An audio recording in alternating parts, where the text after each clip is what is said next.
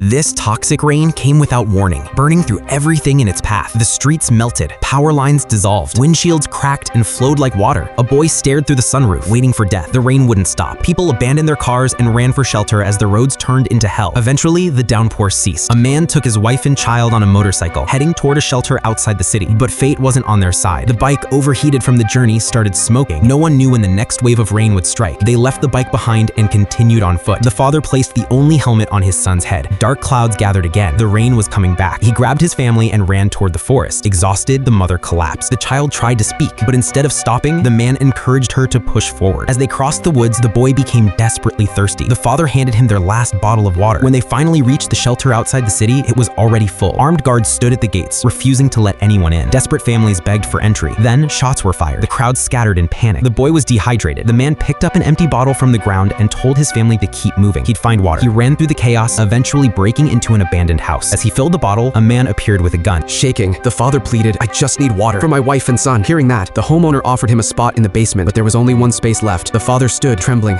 Staying meant survival, but his family was still out there. Outside, the sky turned pitch black. The mother and son kept walking. Suddenly, the boy ripped off his helmet and shouted, "Why didn't we wait for Dad?" His mother stayed silent. Then they heard a scream in the distance. The rain had returned. They embraced, bracing for the end. But just then, the man came running. He strapped the helmet back on his son and pulled them both into the woods. Along the way, he found a sheet of metal and used it to shield his family. The acid rain burned through his skin, his face unrecognizable, but he kept going. They spotted a cave. With his final strength, he pushed his family inside, then collapsed outside. His wife removed his charred clothing, hugged their son tightly, and sobbed. Suddenly, acid started seeping through the cave walls. The mother pushed her child forward, shielding him with her own body as the cave began to collapse. She was buried beneath the rubble. The boy crawled his way out, alone. The rain had stopped, but all that was left was silence and ruin. He had no one now. How would he survive, completely alone?